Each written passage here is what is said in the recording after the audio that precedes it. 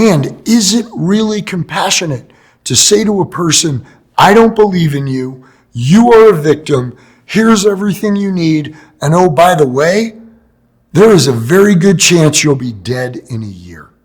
And is it compassionate to their families, friends? Is it compassionate to the larger community that has to pay for all of that? I ask you and anyone listening to this podcast, is that truly help? Or are we just trying to say, out of sight, out of mind, and I feel better about myself because I'm getting this person off the street, even though they're going to die?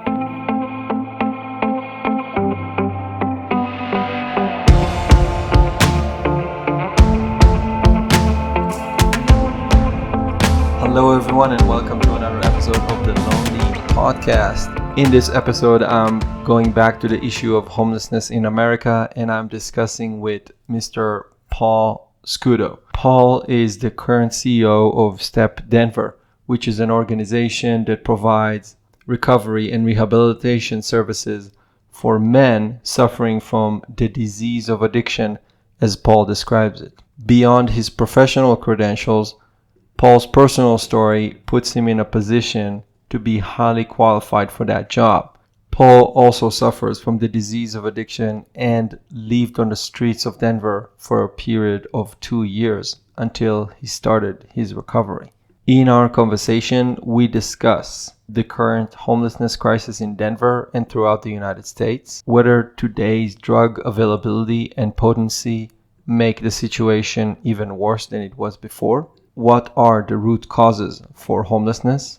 What is the compassionate thing to do in terms of policy to treat homelessness? What is STEP Denver's policies and rehabilitation methods, their measure for success, and much, much more. Paul was gracious enough to host us in his office and share his personal story and thoughts about this crisis. For his honesty and openness, I am truly grateful. So, without further ado, please welcome Paul Scudo.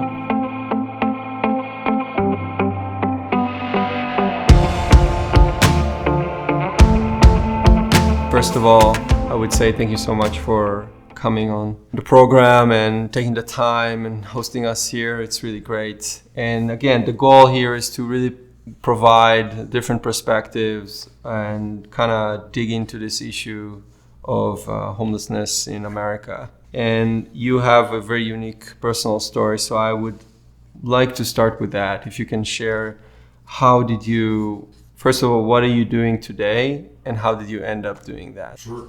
Thank you again for allowing me to be a part of this. I'm grateful and humbled that you would take my story and opinion into consideration.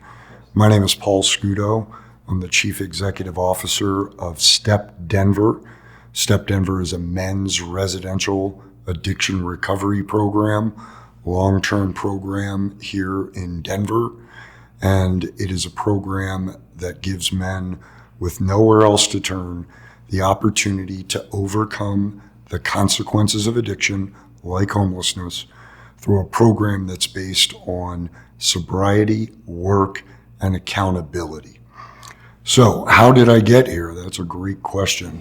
I will try to sum it up quickly. I was raised in an upper middle class family. There was no drinking, using, trauma, abuse, mental health issues.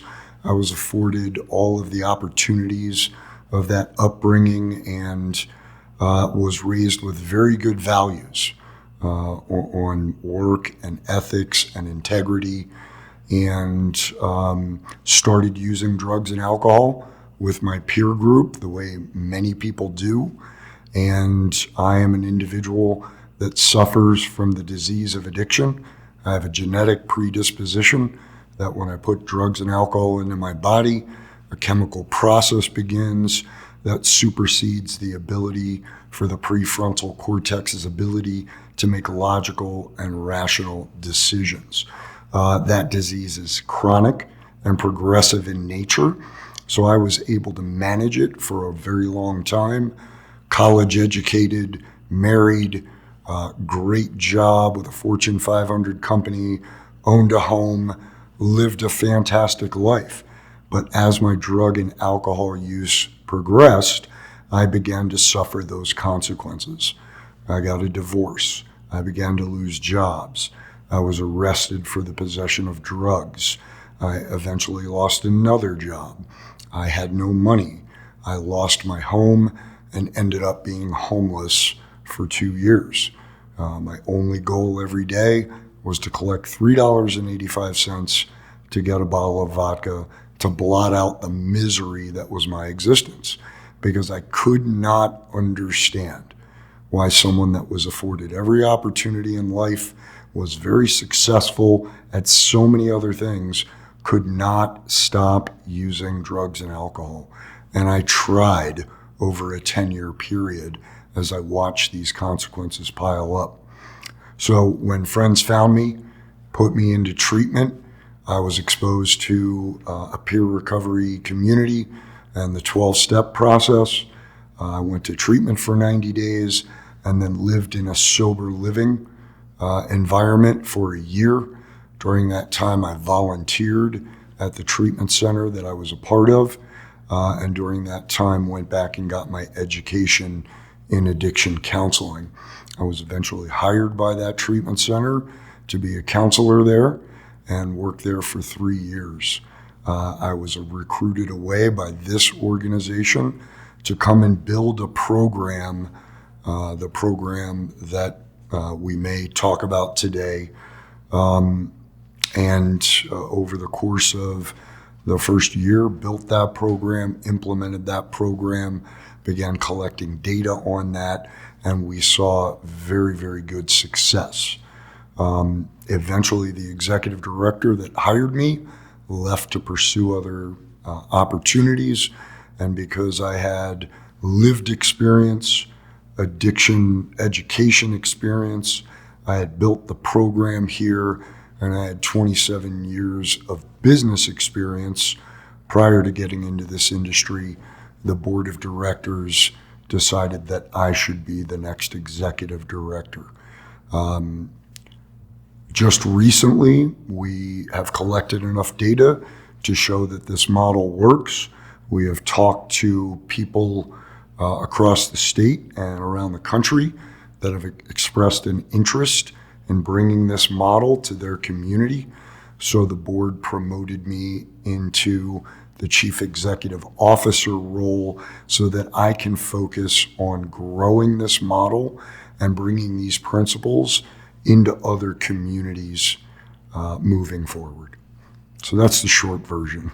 Yeah, so thank you very much for sharing this. I would like to ask you a few questions on that. I would say first, can you talk about the rationalization aspect of addiction? Because in a previous conversation, you mentioned that at the beginning, when you started using alcohol and drugs, you were rationalizing in a certain way, and after a certain point, you started using it for you started using it to block those rationalization. Like you mentioned, you said, how come someone like me who grew up with all these opportunities end up in this situation? So I wanted to ask about this rationalization, like how do you rationalize that? And at what point you just can't rationalize it anymore? What was the pivotal moment for you? Sure, great question.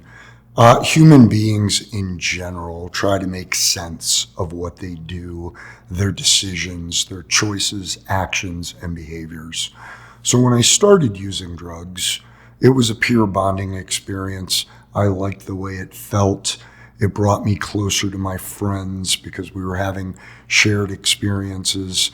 Additionally, within our society, there is this glorification of drinking and using as a way to enhance the fun that you're having. It, in many cases, is deeply ingrained in the social fabric of society, and it seems like everyone's doing it, right? So that's the initial rationalization. I'm having fun, it feels good, I'm bonding with my friends, it's accepted in society, and everyone is doing it. But for those of us, the 20% of us that have a genetic predisposition to the disease of addiction, that doesn't stay at a particular level. It's progressive in nature, my use increases, and correspondingly, the consequences of that use begin piling up. Because as human beings, we're mammals, we're pack or herd beings. We want to be in groups, whether that's family, friends, work, clubs, other societal organizations, right? We have a need to want to be a part of, valued, and loved. And as my behavior gets worse and worse in a corresponding manner with the amount of drugs and alcohol I'm using, I begin doing things which are now not societally acceptable, right? And that makes me ashamed, embarrassed, humiliated, right? But because I have this need to have you still want to love and value me, I use that rationalization as a defense or a coping mechanism, right? And I begin lying or manipulating or blaming. And this is what we have begun to see in our society is this blaming, right? This victim mentality. It was this or this or this person, my parents, a teacher, a boss, a judge, the cops. It's my mental health. It's my trauma. It's abuse. It's the economy. It is the cost of housing. It is insert reason here why it's not me, because while addiction is becoming more widely understood and accepted, there is still a general stigma that surrounds that people say it's a choice, or you need to use your willpower, or you need to be stronger, or you need to just stop. And that's just not the case for people that suffer the disease of addiction. And before I understood that and understood the solution, I wanted to blame or make excuses or lie about things to rationalize to them being my family, friends, coworkers, and to myself, because I just couldn't understand why I was doing these things. And what was the moment that you stopped blaming? That you started taking responsibility? Because you mentioned that you were sent to jail at one point?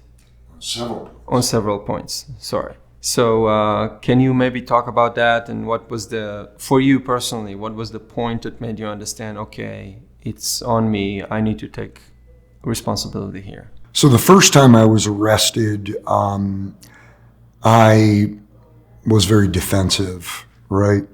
I'm an upper middle class business person. I pay my taxes. I work really hard, right? I just got unlucky, right? That's the key rationalization. I'm unlucky. But I was afforded an opportunity to go through drug court. I wasn't thrown in jail immediately.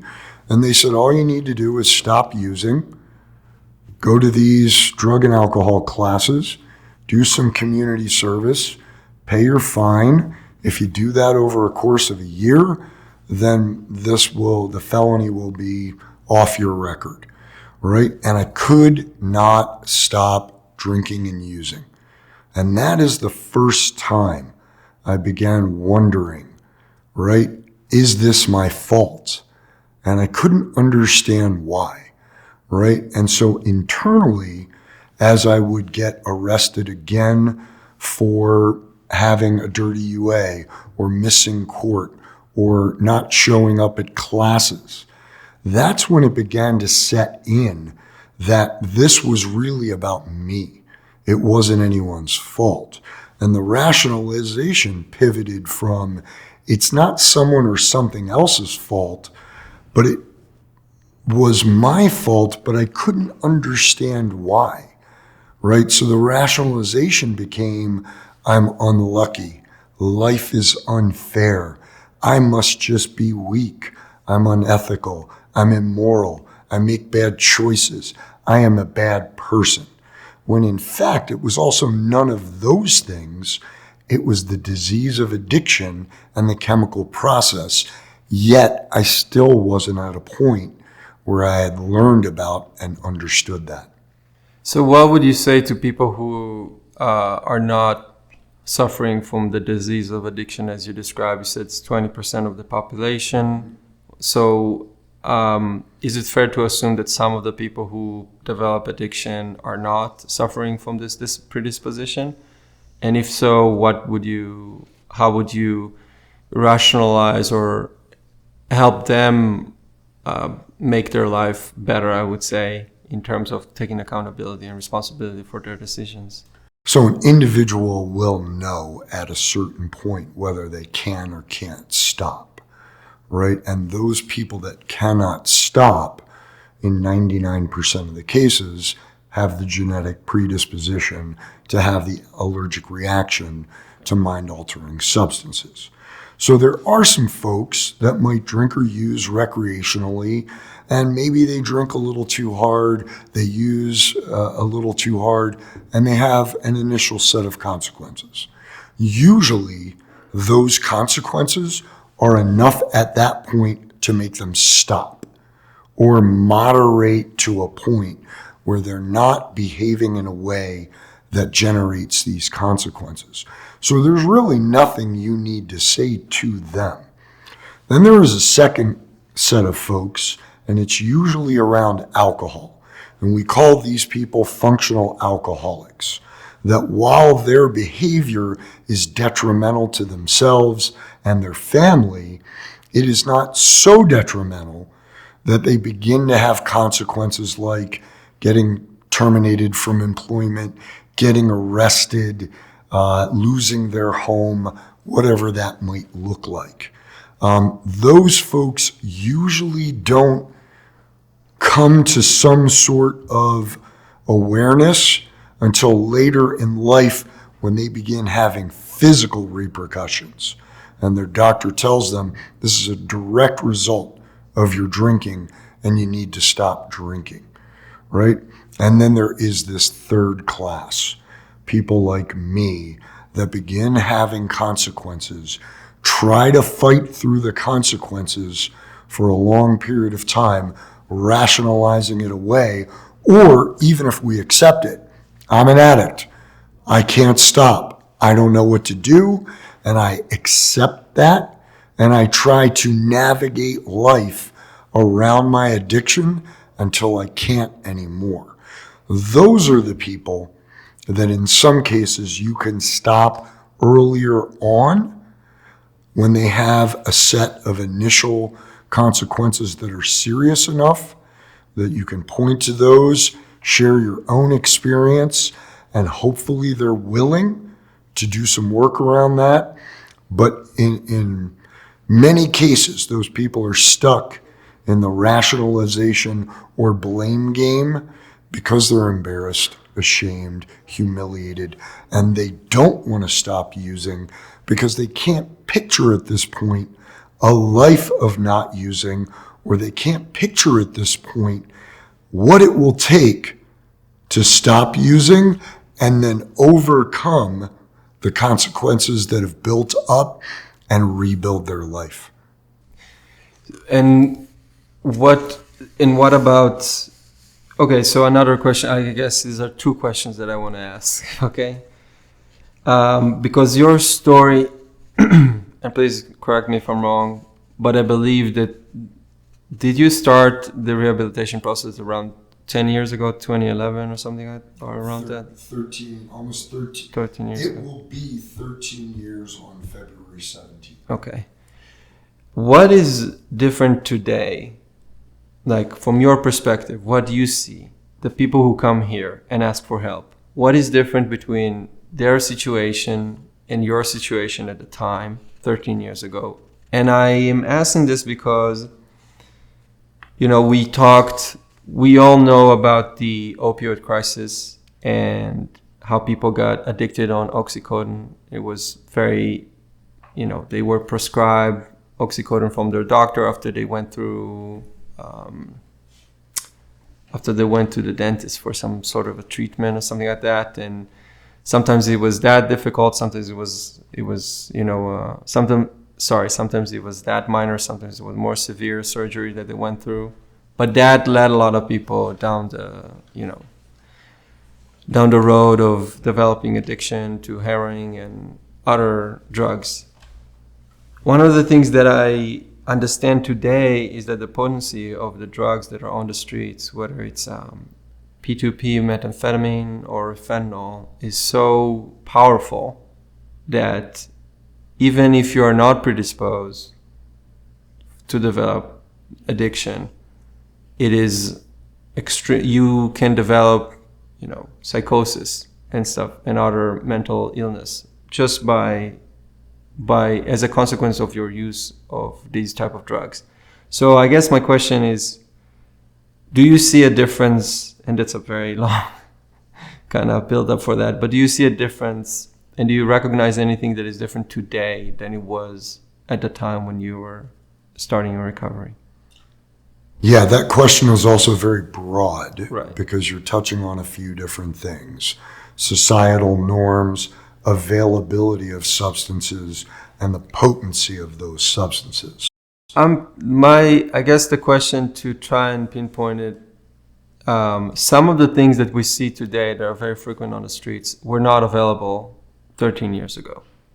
And I guess my question to you is, the availability of those very potent drugs, do you see a difference from, again, what you've experienced and from what other people are experiencing today? I guess my answer to that question is no, and it's not the societally acceptable answer.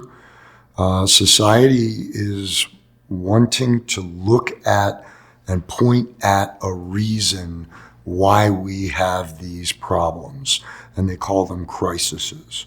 Well, the crisis started with alcohol, and we tried prohibition in the 20s.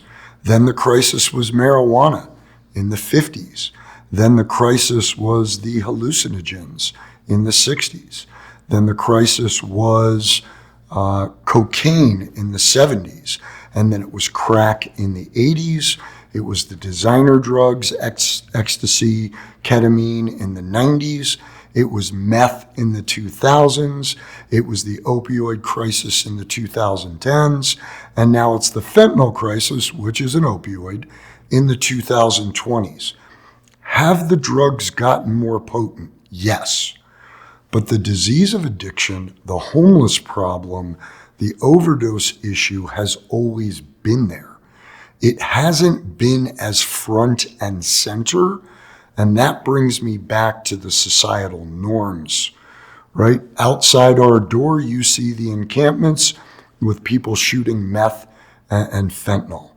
But 30 years ago, you saw the same mess out there, but it was alcohol and heroin, right? They called this the war zone.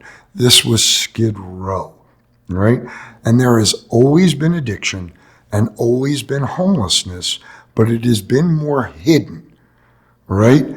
The alcoholics lived out in the woods or under the bridge, or they were hobos moving, riding the rails, moving from community to community, because you couldn't stay in any one community for too long because there was more societal pressure, right? And that societal pressure has eased off as we become a more compassionate society, right? We've decriminalized the possession of drugs. We've decriminalized public defecation and urination. We've decriminalized trespassing, shoplifting, burglary if it's not violent, right? We are allowing homeless camps to be here, and we just move them along. In the past, these folks had the threat of criminal consequences, and that, in some cases, reduced or moderated the consequences of addiction or the outward exposure of addiction, i.e. homelessness. But now those things are looked at differently, where in the past they were unacceptable and that behavior was unacceptable. Now there is a compassionate victim narrative. It's not their fault, right? And so, yes, the substances have gotten more potent. They are more dangerous. And we see a corresponding increase in overdose deaths. But in the past, those overdose deaths weren't as evident. We weren't looking for them. They were in back alleys, in hotel rooms, out in the woods. They were in someone's basement, and nobody said anything about it. It didn't make the news. But today, it is much more front and center because of the homeless situation. We're beginning to connect the disease of addiction as a part of homelessness, right? But actually, in most cases, 70% of the cases, it's the driver of homelessness. Homelessness is a symptom of addiction, right? So the short answer to your question is yes, it's different. When I was deep in my addiction and homelessness, I hid because I was afraid to be seen. I was afraid to get arrested, right? And I was looking for places to stay warm, to stay sheltered. The difference today is because addiction and homelessness are so much more widely tolerated, right? There is more access to drugs and alcohol on the street. We are seeing more homelessness and we are seeing more death, right? And there isn't the motivators of temperature, food, and criminal consequences.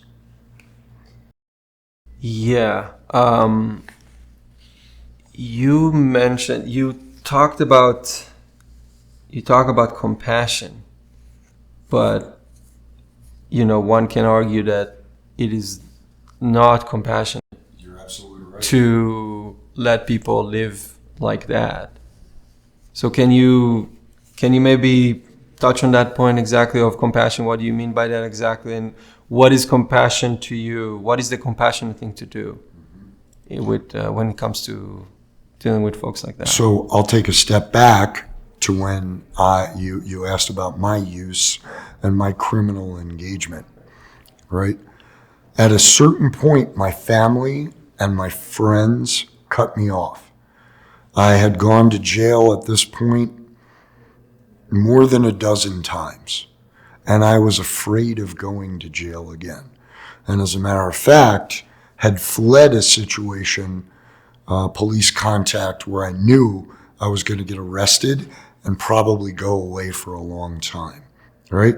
So the consequences of it was cold outside, it was February, I was hungry because they weren't handing out food and clothing in tents and propane heaters. I was afraid of police contact and going to jail again. And these consequences left me with nothing. And at that point, I became willing to do the things I needed to do when I was offered help to get out of the miserable situation I was in.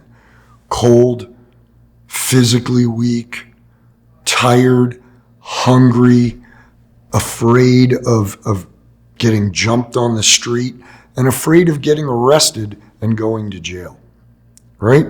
And everyone that had cut me off did so because they couldn't tolerate my behavior anymore.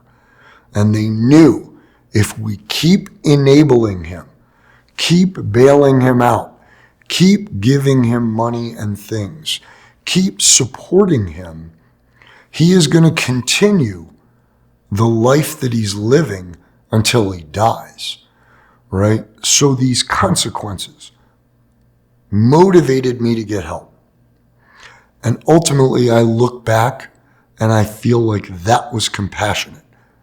I am grateful for what those people, including the legal system, did for me, because my life today is so much better than it was even before addiction took everything away.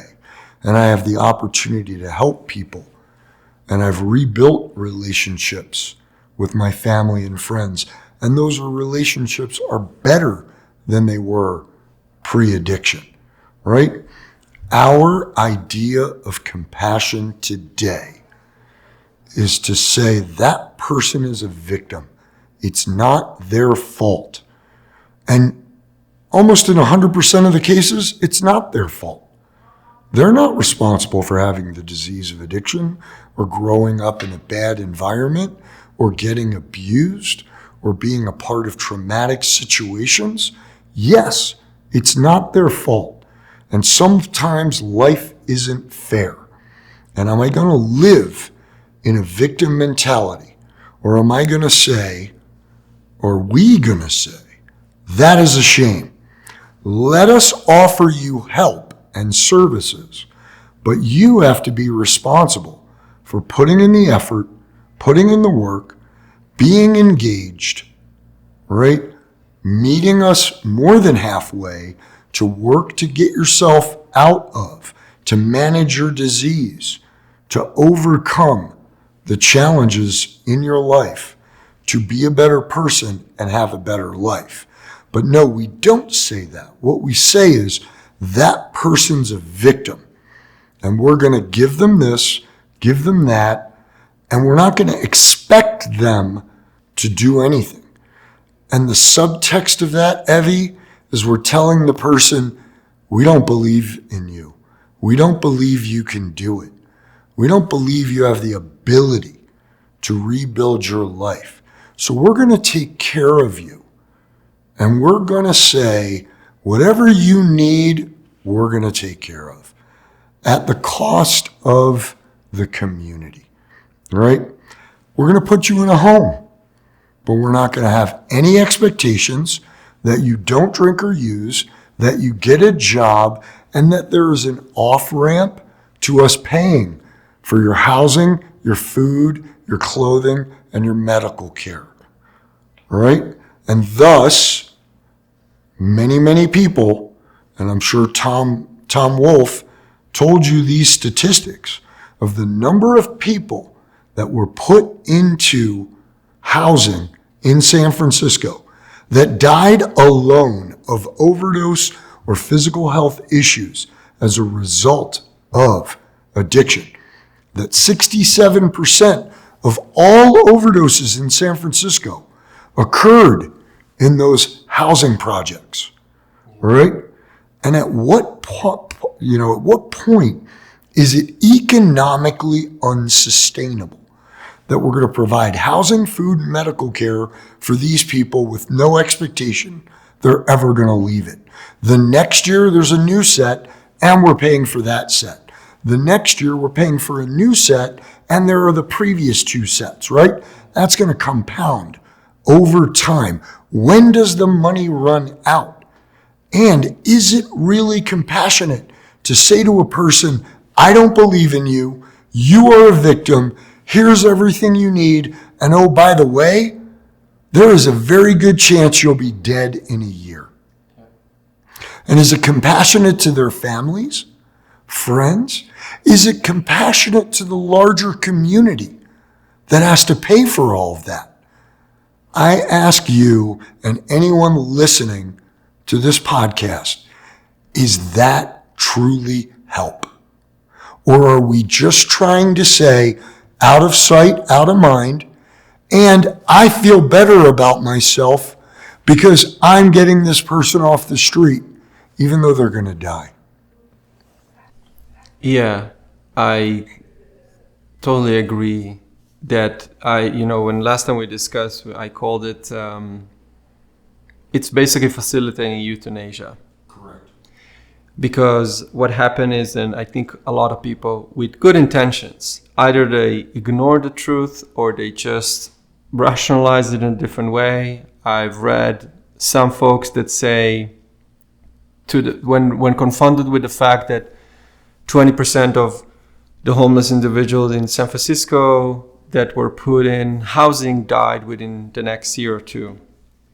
they said, well, at least they died in the comfort of their home, which to me is that compassionate? To me is not compassionate. To me, it's immoral to think like that, because there's a human being, and every human being has a story. And in Judaism, we say, he who saved one life saved the whole world, which means that a person is equal to the whole world. So when you think that by putting someone in a house and literally letting them die within a year or two and facilitate their because you facilitated their addiction, to me, it's a slow way of, it's basically you euthanizing the person, and it's immoral. And I would ask those people that said that, what if that was your daughter? Exactly. What if that was your son? Yes. What if that was your dad? Would that be acceptable? Would you be okay with saying, well, at least he died in the comfort of his home? Right? These are the people that respond in this way, and I don't want to generalize, right? Because I know they're at heart good people that mean well, that are misinformed. But there is a part of this that is selfish. I want to feel better about myself because I've evaluated what that person needs, and I'm saying that I'm helping, and that makes me feel better about me. Oh, the person died? Let's go back to rationalization. I'm going to rationalize by saying they died in the comfort of their own home, not freezing on the street. I ask you, if that was your daughter, would you feel the same way? Yeah, I think that's a very fair question to ask the same folks who answer that way. I want to take a bit of a step back because we talked about a lot of things here, but I want to ask you a question. I asked Tom the same question. How would you define, what is the proper way to define homelessness? Meaning, what is the proper way? Because, various organizations have they use the various different terms and definitions. Some call it homeless, some unhoused. What do you think is the proper way to define this issue? As an individual, I do not have an address in my name for housing that I'm paying for. Own a home, rent a home, share a home with a community of people. I literally am in that home because it's mine, right? So we have all kinds of new terms for homelessness. They're unhomed, they're housing challenged, housing deficient, right? We want to make it easier and softer. But to me, homeless is, I'm living on the street, I'm living in a shelter, I'm couch surfing at my friends, I'm living in mommy and daddy's basement, I'm in jail, and when I come out of jail, I will not have somewhere to go, right? I do not have somewhere where my things are, where I'm paying the bills, and I have an address in my name. We can call homelessness as many different terms as we want, and we can identify it in different gradients. But if you're homeless, right? And us saying to people that are homeless or to other people trying to evaluate homeless what the definition should be, we're doing a disservice to the people without a home, without their own home. Okay. And, we talk about this, and I would argue, and a lot of other people would argue, that this is a crisis that you have. It doesn't, from anecdotal observations, when you walk in some areas of Denver, some areas of San Francisco and other major cities, it appears that this is something that is out of control and it's a crisis. But I want to ask you if you can talk about how would you determine if it's a crisis, and if so, how would you determine that? To me, a crisis is something that affects the community at large, right? COVID was a crisis. The housing drop in 2008 was a crisis. This is a crisis not because of the individuals who are suffering homelessness because of their addiction. It's a crisis because the community has taken away the social norms, folkways, mores, and laws that have kept that in check for thousands of years. There will always be a percentage of people in a community that suffer the disease of addiction and are unhoused, right? But usually in the past, those people were hidden, right? Because it was unacceptable to be on the street this way. But now, because again, we've decriminalized, we've relaxed, we've termed them victims, this now allows them to be front and center on our streets, in front of businesses, on the right-of-way sidewalks, on the public transportation, in the parks, at school playgrounds. And it's beginning to affect the other community members, the cost, the exposure to people using drugs and alcohol blatantly out in public defecation, public urination, trespassing, shoplifting. You see dozens of people storming stores because they know there are not going to be any consequences, right? You see people panhandling because there's not going to be any consequences. People sleep in front of businesses, shoot up in the McDonald's bathroom.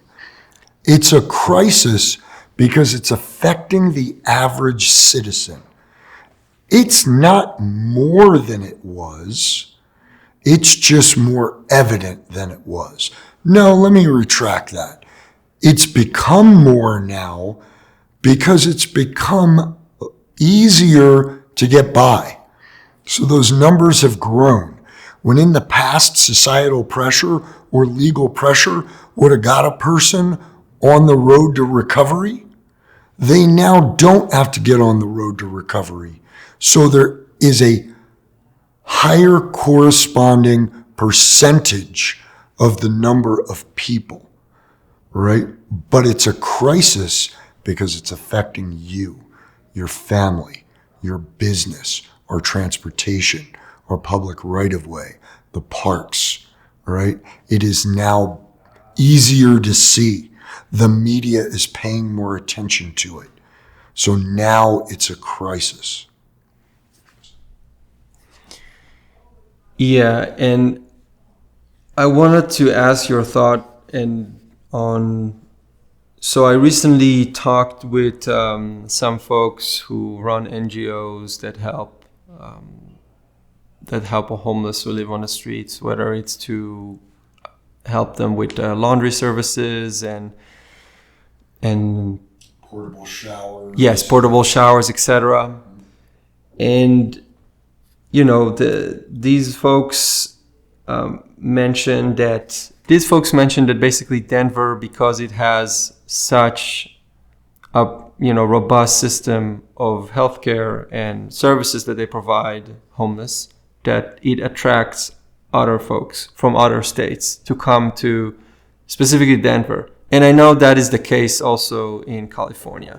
Now, some can say it's the weather, some can say, other things, but there are factors in play such as, there are factors like the services that these homeless provide. For example, Tom, when I had a conversation with him, he mentioned that just by going to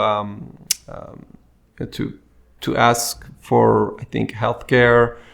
In the city of San Francisco, you can get, if you declare that you are a homeless person, and you don't even need to provide any information for the first few months, you immediately get food stamps that you can then go and sell on like 50 cents on the dollar. So do you think that the city of Denver how do you think the city of Denver should deal with that? With the fact that it has services that are so robust, which on the one hand, we want to assist, we want to help the individuals who live on the streets, but on the other hand, it actually it attracts other people from other states. How do you think what are your thoughts about that, about this fact, and how do you think the city should respond to that? That's kind of a two-part question, so I'll answer it. Yes, I believe that cities like Seattle, Portland, San Francisco, LA, Denver, cities that have very robust services and continue to increase their annual budget to provide those services do attract people from at least colder climate or more conservative cities. Yes, but I think that's only one part of it, right? The city is growing just because Denver is a great place to live. And as the city grows, 20% of those people are going to be addicts that come to the city, right? Whether they're suffering consequences yet or not. So eventually they're going to hit the street or they're going to start accessing those services, right? Also, the city itself is going to generate individuals that suffer from the disease of addiction, regardless of whether they're transient or they were indigenous, right? It's easier to function in this city accessing those services and remaining homeless and remaining in the cycle of addiction. So that number is going to naturally, inherently grow, even if it was just our indigenous numbers, right? Yes, there is some transient population that adds to that. So yes, it is the services. Yes, it is the weather. Some of it are natives. Some of them are transients. But I would ask you what all of these cities that have the homeless crisis in common have in common, right?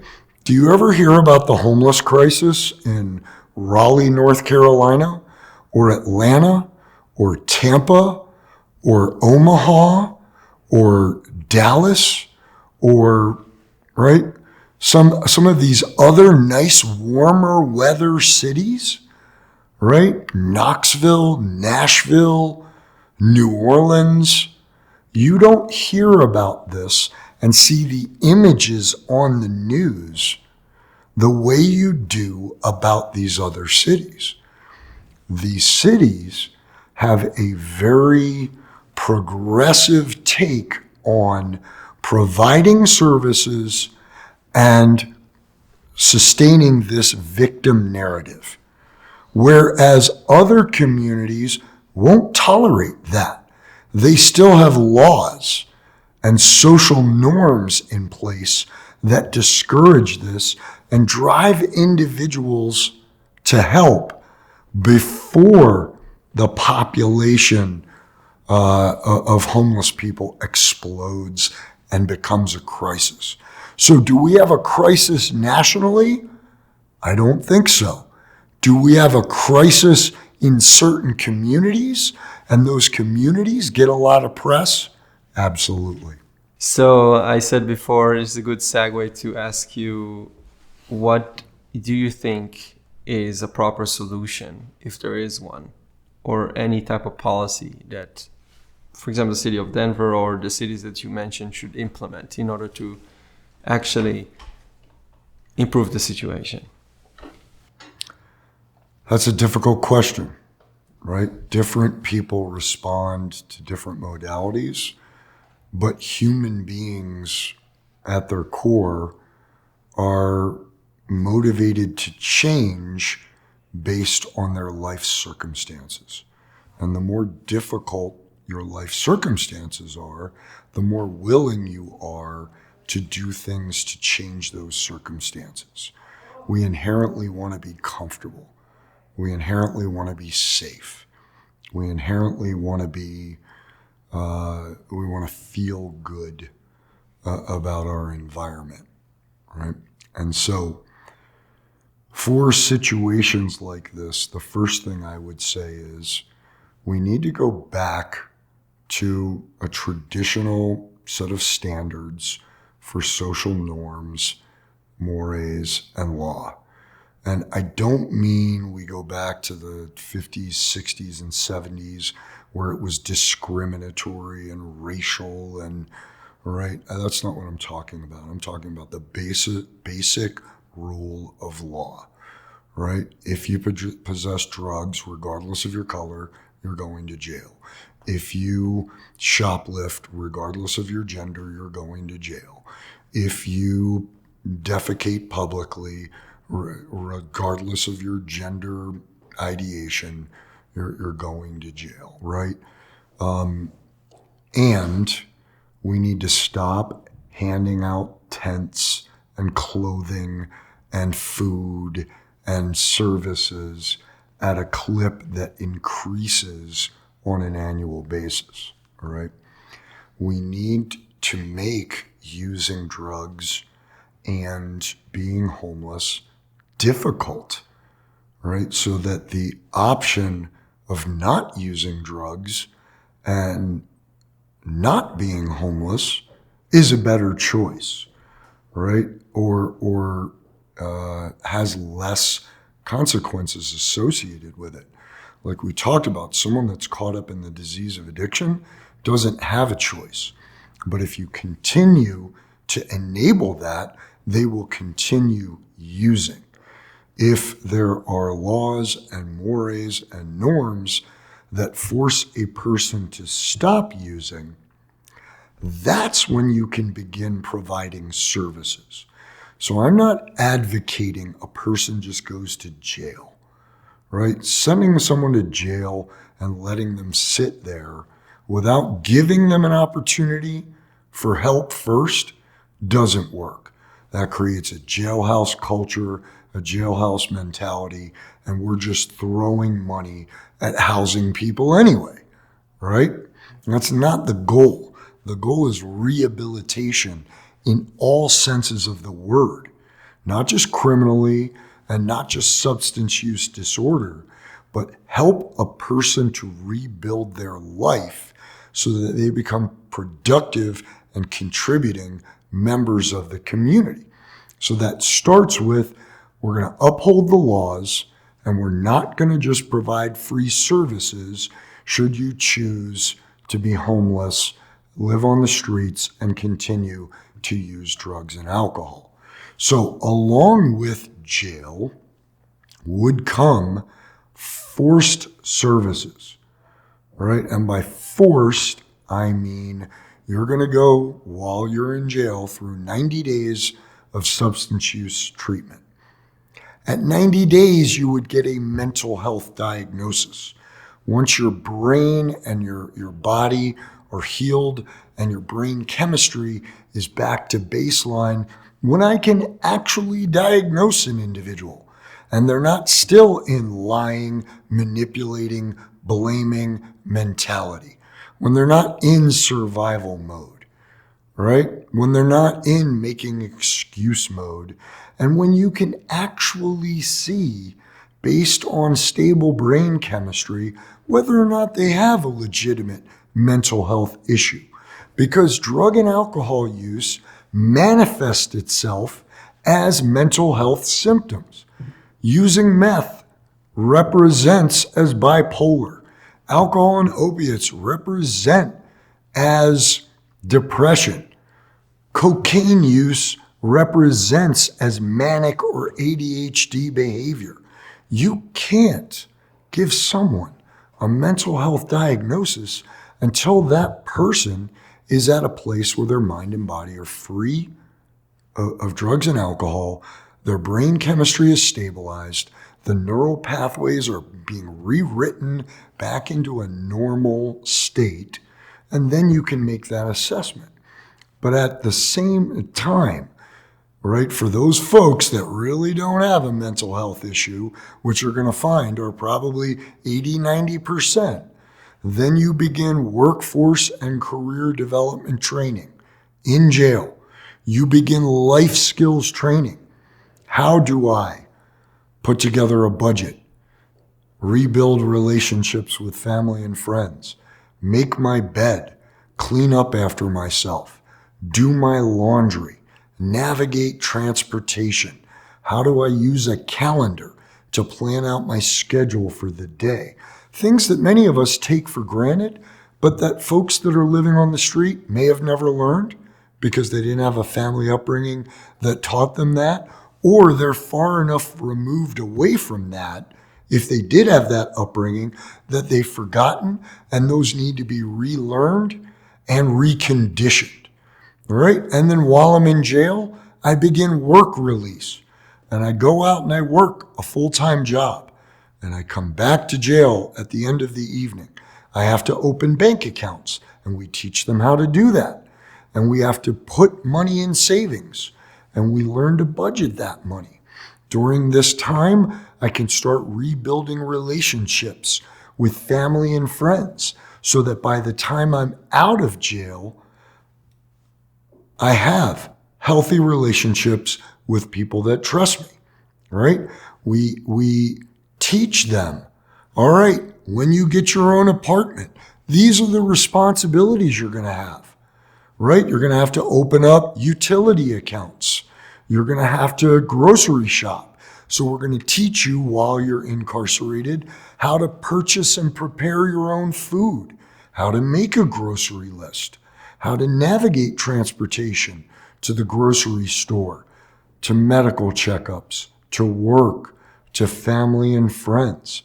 We're going to teach you what is required to keep a home clean, to do the other things, pay bills, insurance, right? All of the things. Again, we take for granted that these folks, I was one of those folks. I needed these life skills training. And luckily, the environment I lived in taught me that, right? It's not put a person in treatment and then kick them to the curb because they don't have a job. They haven't rebuilt their relationships.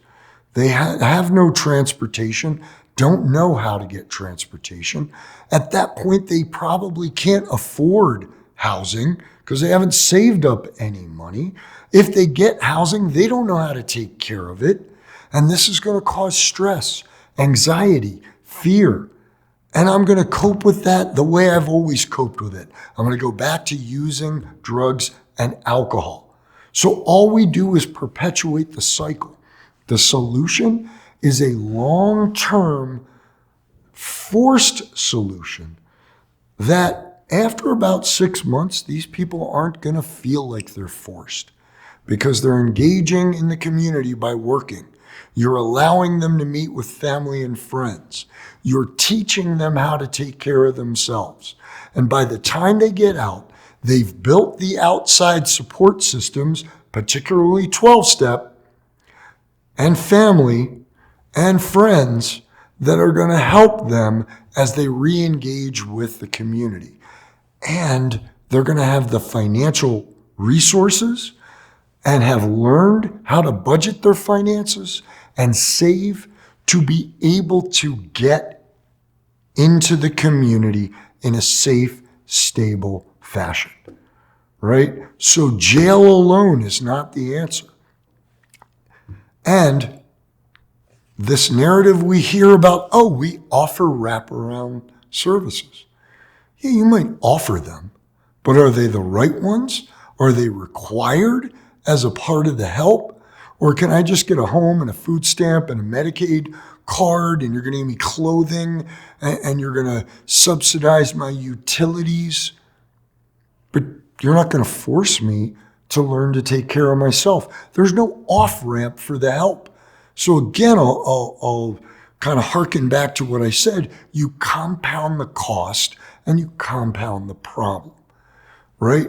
Forcing individuals through consequences to seek help and have that help truly be comprehensive, right, is the only way, in my estimation, that the problem's going to be solved. And you're going to hear the narrative. There are many pathways to recovery.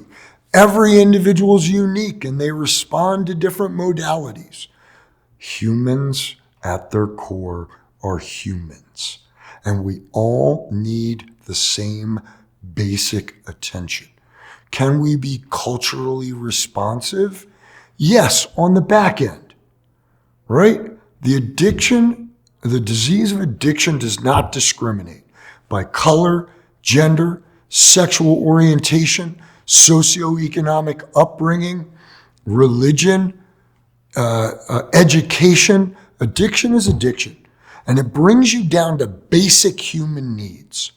I need to learn to take care of those basic human needs, and then towards the end, then we can be culturally responsive, socioeconomically attentive, as those people are going to move back into those cultural communities, those socioeconomic communities, those whatever it looks like. You've got to get a person able to take care of themselves before they can think of any of that other stuff. It's basic human nature. No, we're not robots. Yes, everyone's unique.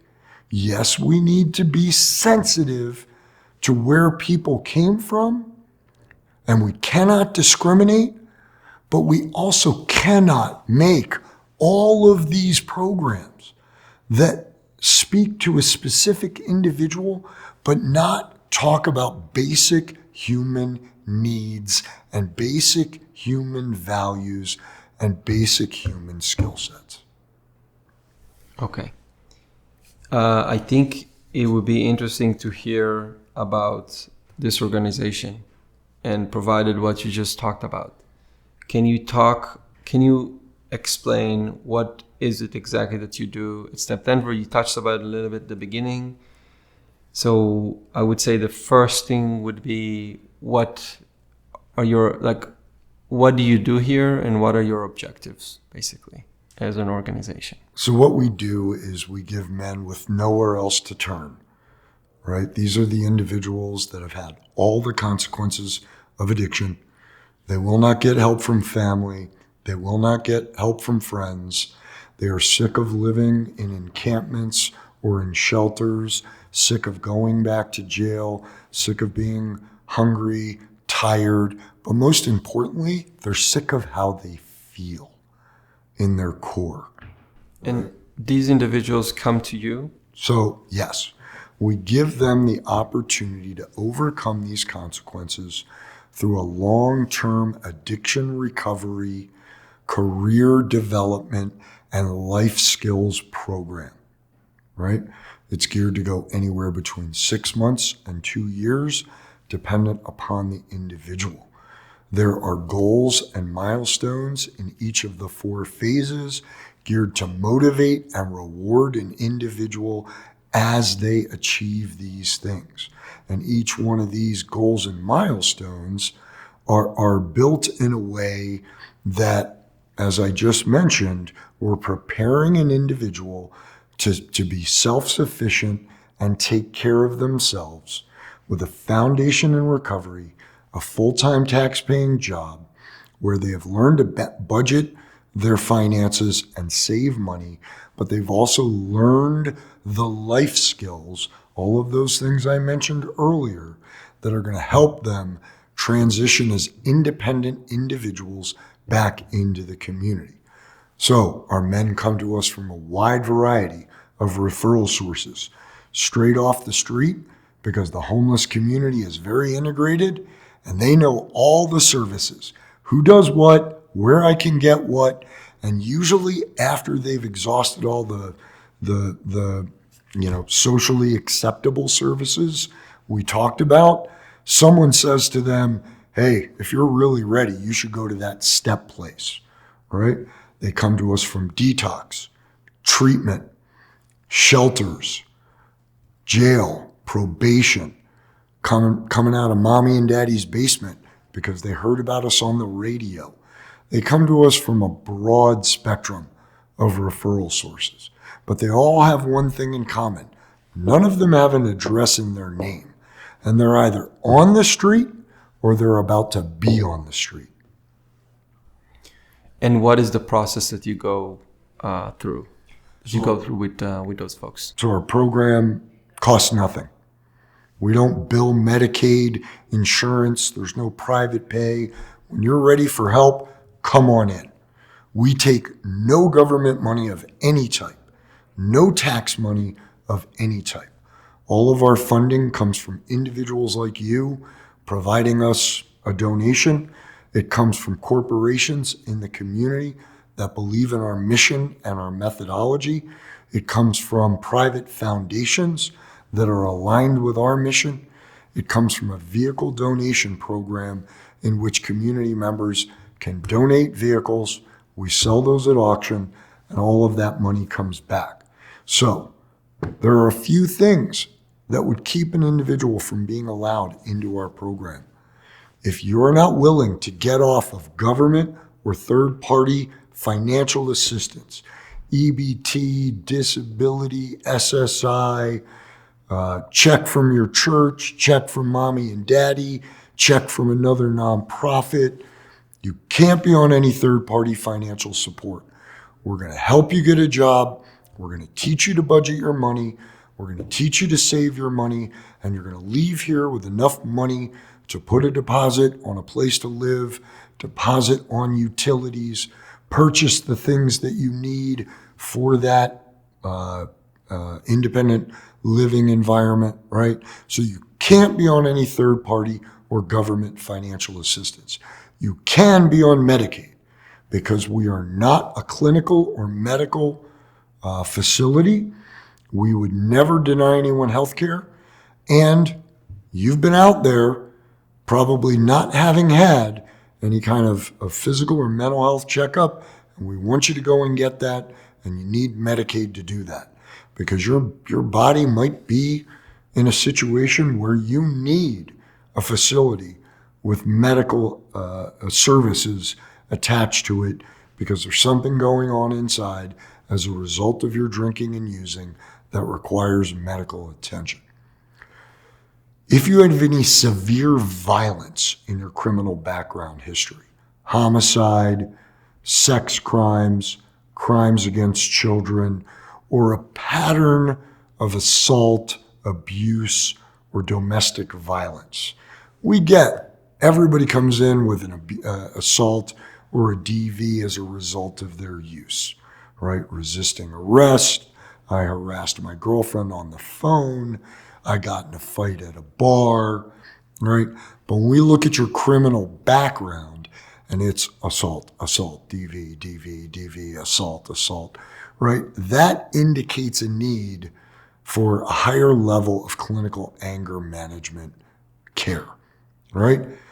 Homicide, sex crimes, crimes against children, that also indicates a need. And because we are transitional housing, we're not allowed to have a housing permit if we are housing those people without medical and licensed therapeutic care.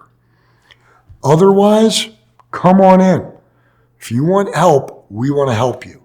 The final thing is you cannot be on any mind-altering substances that can produce euphoria or are physically addictive, including medically assisted treatment like methadone or buprenorphine, Suboxone, Sublocade, Subutex, right? Because I can abuse those and they're physically addicted.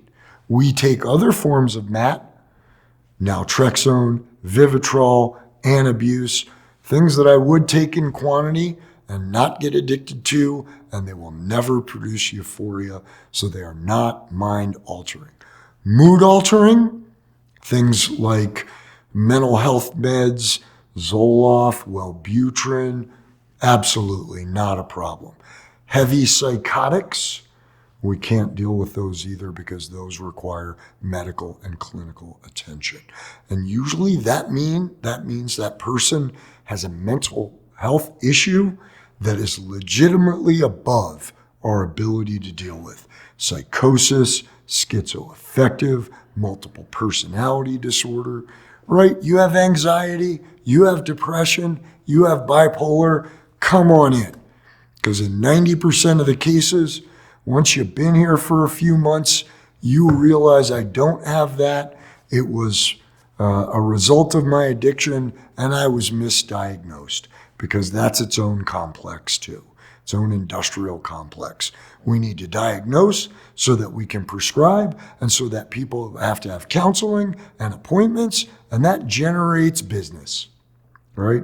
Not that I'm saying there aren't people with those legitimate issues, but those people are a small fraction of the population we're dealing with, right? But it's part of that victim mentality and that narrative we've created to make excuses for why those people are homeless, right?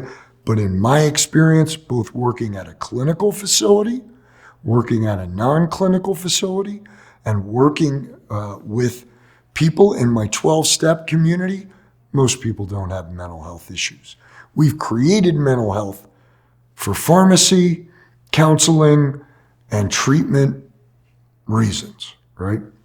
So what else are we doing to help people, right? Those are the only things that would preclude you from coming in. Otherwise, come on in. So we're serving capable, competent individuals, but for the disease of addiction. And that's the majority of the people that are homeless. We're only serving men, which is the majority of the people that are homeless. So we're specializing. We're not trying to be everything to everyone. That's another reason we don't take the government money. Coming along with government money are strings. We're going to tell you who to serve, what demographics you have to serve, how many you have to serve, what your programming has to be. Then we're going to ask you to do all this reporting, all right?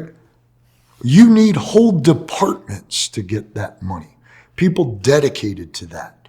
And you end up chasing the government grants. Hey, the flavor of the month is trauma. The flavor of the month is DEI. The flavor of the month is fentanyl. The flavor of the month is insert flavor of the month. And now I have to redo my program to chase that money so that I can keep funding it. We do what we do very well.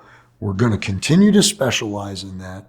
We're not going to change based on the flavor of the month, and we do it cost effectively.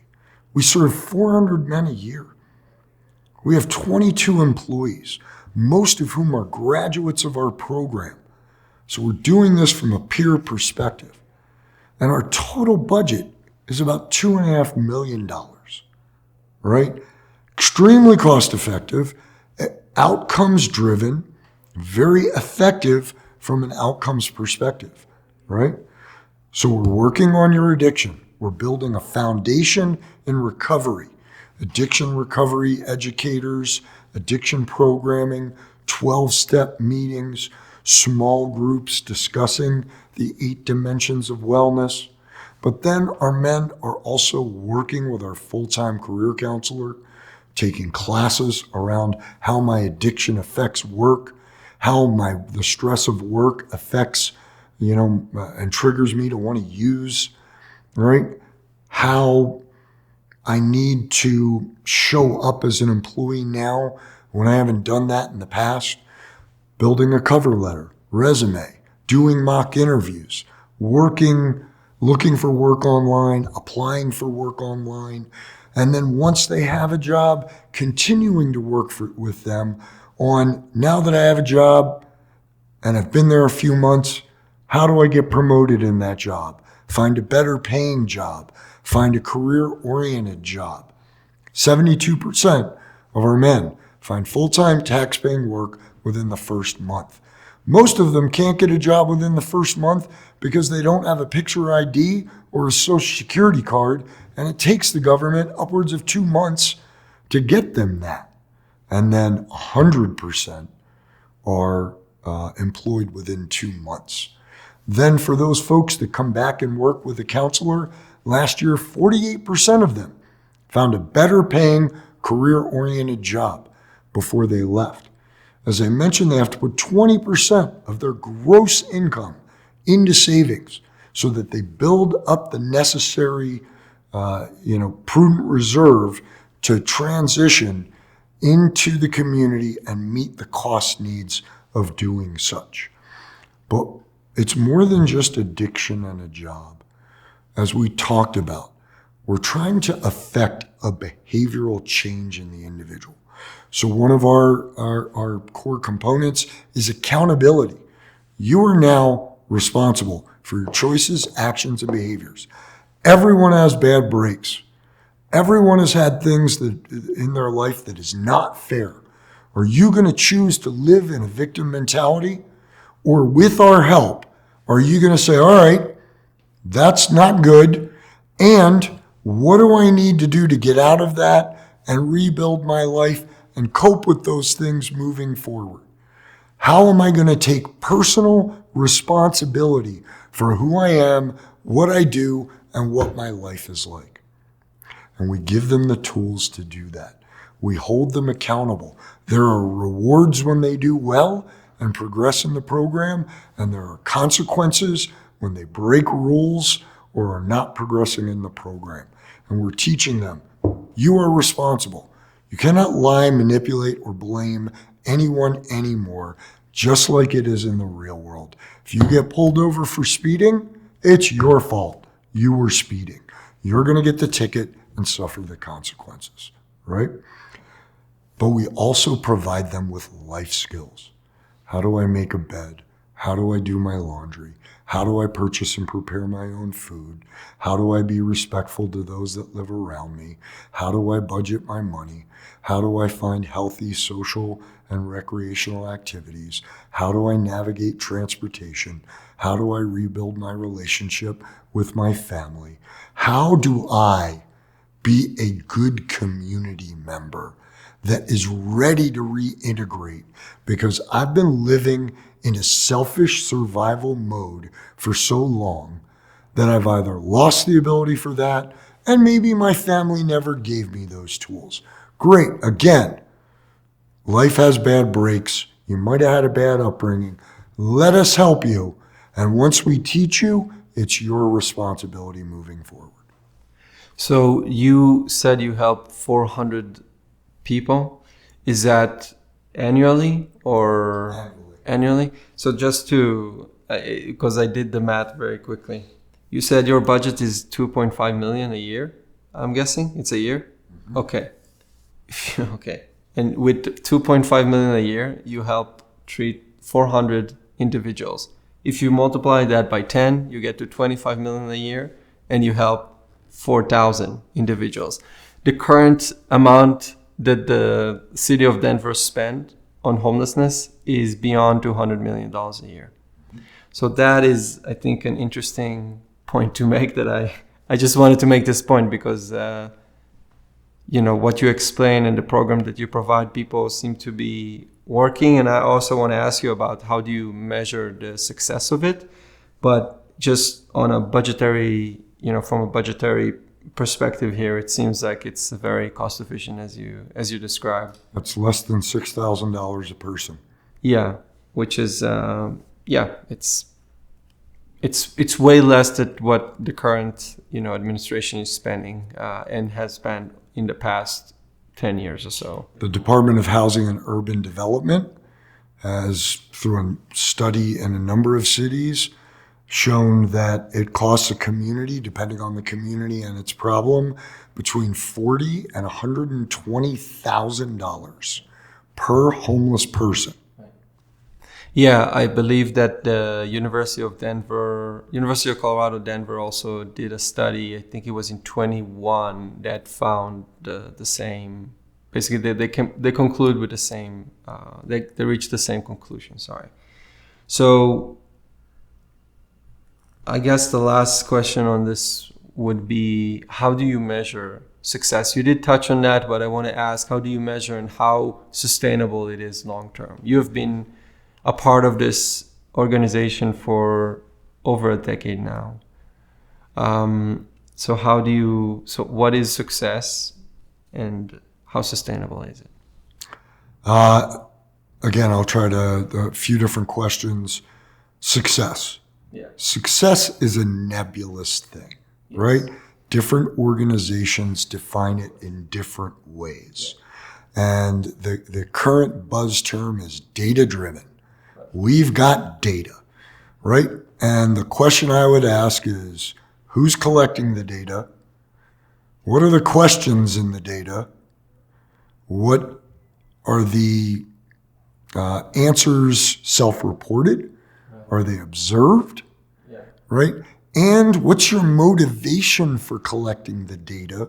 Because organizations spin data all the time to get to a particular outcome, particularly ones that are dependent on government funding, to make sure that the government sees them as effective. Yeah, just on that point, most of the surveys that I've read about and the studies that determine the reason for homelessness are basically, these are self-reported answers. So people meaning homeless, they report that the reason for their homelessness is loss of employment, for example. So let's talk about that.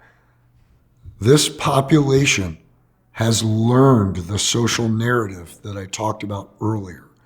So when asked, they have gotten extremely competent at parroting the social narrative.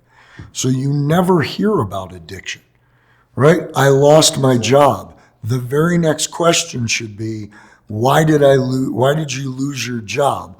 Well, my boss was well, why was your boss right? And then I would be asking other questions. Why didn't you get another job? Right? Why didn't you have savings in the bank to prepare if you lost a job? Right? Right? And not everybody can have a great job. There are people that work minimum wage, right? But there are thousands, tens of thousands of people that have minimum wage jobs that are not homeless, right? They live together. They live with family units. They live in HUD housing, Section 8 housing, right? They're very frugal with their money, right? If this is a crisis and we have a metro area of over 2 million people, and we're talking about 20,000 people that report homeless, mental health, trauma, cost of housing, the economy, right? And we're sinking $500 million into those 20,000 people. What about the other 1.9 something million that are living under the same conditions as this 20,000, but they're not homeless? If this was a real crisis, it would be 200,000. 10% of the population would report these issues. So I don't believe that the data that's being collected, I don't believe in the efficacy of that data. I believe the data is being collected and reported to have certain outcomes, to get certain money, so that certain people have jobs, and this homeless industrial complex continues. And that doesn't sound compassionate. I sound mean. I sound intolerant. I sound unacceptful, impatient. And that's not the case. I was that person. I am that person. I've made it my life's vocation to help people, not just as a profession, but in the 12-step rooms. I work with newcomers every day to help them. It's just my methodology and philosophy is different than the currently accepted social narrative. And the longer we do that, the worse the problem's going to get until the community finally gets fed up and says, this isn't working. If this was a corporation, the business would have been out of business years ago, or they would have pivoted their business model to be more successful. But the more money we've spent, the more compassionate we've gotten, the more overdoses there are, the more homelessness there is, and it's a self-perpetuating cycle, right? We need to pivot and try something different. Agree. So going back to success. Sorry, thank you. No, it's okay. I got off on the data thing, right? So we define success differently. First of all, you're never going to be able to put a number on helping one person because the ripple effect that has on that person's family, work, friends, and the overall community that they might help another individual, right? We value success as someone that is out of our program, not someone we've served, right? That is out of our program that we follow up with for a year. And they are sober, employed, and housed. And so we're able to get in touch with about 73% of the people that leave our program. And we believe that is because we build such a long-term relationship with them. You go seek services at a 90-day treatment facility, a shelter, the Coalition for the Home, case managers. We're not going to answer the phone when those people call. I don't answer the phone when my treatment center calls, right? I've moved on to a better life. That doesn't mean I'm not successful. It just means I didn't build a relationship with them. Here, we're building long-term, intimate relationships with these people. So they're willing to answer the phone, respond to an email, respond to a text. Of the 73% of the people that we're able to get in touch with, 82% are sober, 87% are employed, and 90% are housed. That is the number that we're looking at. But I have to be honest with you. There are a number of people that we discharge from our program unsuccessfully as a part of the consequences and accountability philosophy. We're not calling them. We immediately count them unsuccessful, even though they might be successful. I will see people we've kicked out of the program at my 12-step meetings, and they'll come up and go, you kicking me out was the best thing that ever happened, right? I got out there, I got miserable again, and I remembered what you taught me. And I did those things. And now my life is better than I would have expected. Is that successful? I think so, but we're not going to count that. That's spinning data. Because I could have come back and said, hey, add that guy to the list. We're not going to do that, right? We're only going to count the people we can count. And so when you take that number and you divide it by the denominator of 400 people, the success rate as we define it, sober, employed, and housed at a year, is 30%. And you might say, God, that's a horrible return on my investment. Well, the national averages, as defined by SAMHSA, NADAC, NIDA, HUD, other organizations that do these surveys of people that enter into services and are sober a year later, is between 12 and 15%, right? So we're happy with our outcomes. Do we want them to be better? Yes. But the disease of addiction is insidious. It is the only disease in which the number one symptom of the disease is that it tells you you don't have a disease.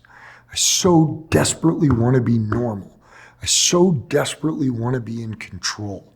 I so desperately want to be like everyone else in my family or peer group, right? And the disease is going to tell me, you don't need to work the program anymore. You don't need to go to these meetings. You don't need to have a sponsor. You can go out to the bar with your friends. You can smoke a little weed. You can have a drink at Thanksgiving with the family. Everything's okay. And then I put the substances in, the process begins again, and I lose everything I built, right? So it's difficult for anyone that provides addiction or homeless services to keep someone sober for a year, because we are not keeping them sober. Our program isn't keeping them sober. We give them the tools. If they apply the tools, you have a 99.9% chance of being successful. If you stop applying the tools, you've got a very good chance that you're going to relapse and lose everything. It's like diabetes, right? I take my insulin, I check my blood sugar, I change my diet, I go to my doctor on a quarterly basis, I can have a very healthy life. I stop doing those things, I'm going to get sick again. The other outcome that we can definitely put a number on is the economic outcome. We just talked about the studies that show between $40,000 and $120,000 cost to the community. Let's be conservative and say that it's $40,000. Emergency services, medical services, police services, legal services, food, shelter, waste cleanup, whatever that looks like. That's a drain on the community. While our men are here, and once they leave the program, they're employed, sober, housed, and they make on average of $49,000 a year. And all of that money is being re-injected into the community. I'm paying taxes, I'm buying goods and services. Even if my money sits in a bank, the bank is lending it to better the community. So let's call that an $89,000 opportunity cost. Saving the community, re-injecting into the community. When we take that amount and we multiply it by that outcome number we talked about, last year, that was a $12.5 million economic impact on the community on a $2.5 million budget. So what's the return on investment there? We re-injected $12.5 million into the community at a cost to individuals like yourself of $2.5 million. Yeah, that's a very good way to put it, I would say. To put those numbers together. I think it gives people a great image of the return of, if we can say, return on their investment. That's what it is. A donor makes an investment in your program, hoping, believing that you're going to have outcomes, and believing, and people give to us because we don't take government money, because they believe what we're doing is more cost effective, but more importantly, more effective from an outcome standpoint. Yeah.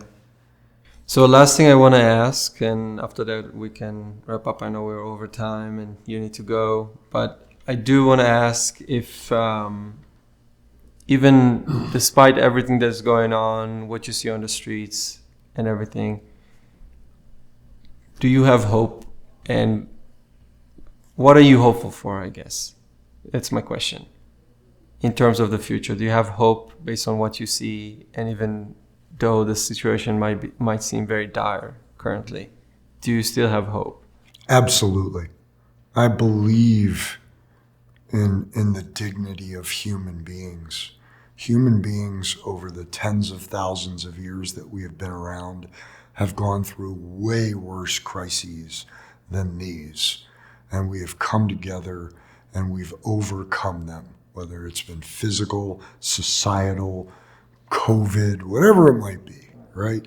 We have an ability to adapt, and we have an ability to adapt in a way that we support each other and we overcome things. Addiction will always be around, like cancer is always around. Diabetes is always around. What we need to do is moderate those things and provide the best solutions for them. Right now, what we have in our community is a difference in what we believe the solution is. And over time, different things will be tried, and the community will go, that's what works best, let's do that. It may take longer than we'd like for it to take, but people are basically good. They care. We want to help. We want a better community. And even the people that might believe differently than I do are doing what they do, coming from a place of wanting to help, of compassion, right? I believe that eventually that we will find a solution or a combination of solutions or a middle ground on the solution that ends up working. We've proven time after time that as human beings, we overcome challenges, we overcome obstacles, we overcome crises. Not only do I hope, I believe, I have faith, and I trust in the human being's ability to adapt. Well, on that note, thank you so much. I appreciate your time and for everything that you do here. It's really incredible. I've been looking into this subject for a while, and it's very encouraging to talk to you and see and hear what you have to say, your perspective, and what you do here, which, you don't just talk the talk, you walk the walk. I'm grateful and I'm lucky that I'm able to do this. This isn't a competition. It's not about right or wrong. It's about helping people, and let's look at all the ways we can do it, figure out which way is working, and implement that methodology. I just hope, and thank you again, that through your platform, people will hear about a different methodology.